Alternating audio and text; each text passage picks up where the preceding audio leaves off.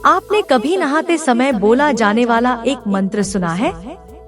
गंगे च यमुने चैव गोदावरी सरस्वती नर्मदे सिंधु कावेरी जलेस्मिन् सन्निधि कुरु।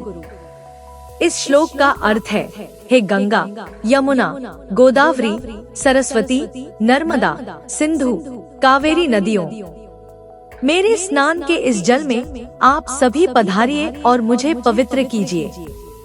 यह श्लोक आपने दादा दादी अथवा नाना नानी को कहते सुना होगा। यह सभी नदियाँ हमारे लिए पवित्र हैं। आज हम इनमें से एक वंदनीय गोदावरी नदी की कहानी सुनेंगे। गोदावरी नदी को वृद्ध गंगा और प्राचीन गंगा के नाम से भी जाना जाता है।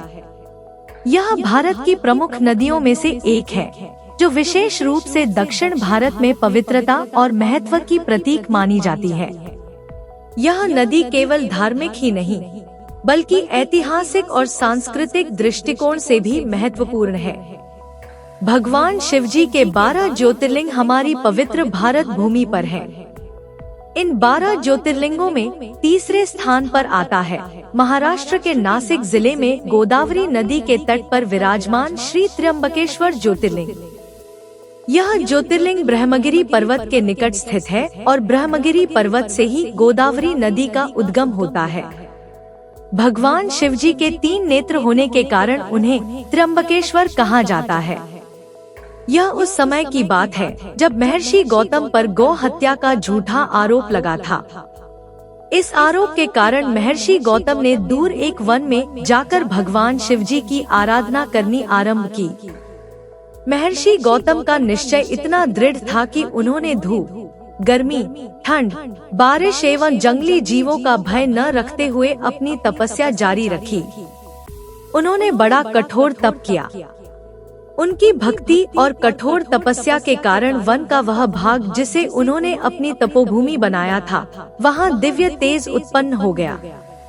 उनकी भक्ति से प्रसन्न होकर भगवान शिवजी ने उन्हें दर्शन दिए और मनोवांछित वर मांगने को कहा। तब उन्होंने भगवान भोलेनाथ से कहा, प्रभु, यदि मेरी भक्ति सच्ची है तो कृपा करके यहाँ देवी गंगा को नदी के रूप में भेजें, जिससे मुझ पर लगा गौ हत्या का आरोप झूठा साबित हो जाएगा। भगवान शिवजी ने उत्तर दिया, हे ऋषि गौतम, देवी गंगा पहले से ही धरती पर विराजमान है और उन्हें वहां से यहाँ स्थानांतरित नहीं किया जा सकता। परंतु देवी गंगा के स्थान पर देवी गोदावरी यहाँ नदी के रूप में स्वयं विराजमान रहेंगी और उनकी उत्पत्ति ब्रह्मगिरी पर्वत से होगी। भगवान शिवजी के इतना बोलते ही ब्रह्मगिरी पर्वत से जल की अविरल धारा बहने लगी।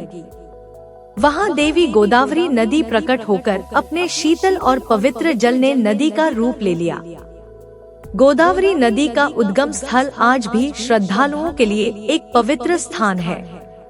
महर्षि गौतम ने देवी गोदावरी की पवित्रता और दिव्यता को महसूस किया, परंतु वे देवी गंगा की ओर आकर्षित थे।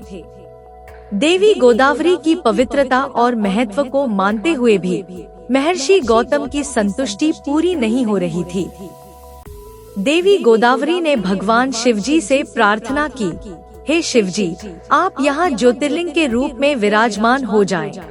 भगवान शिवजी ने देवी गोदावरी की यह बात सहर्ष स्वीकार कर ली और कहा कि आज से यह ज्योतिर्लिंग त्र्यंबकेश्वर के नाम से जाना जाएगा।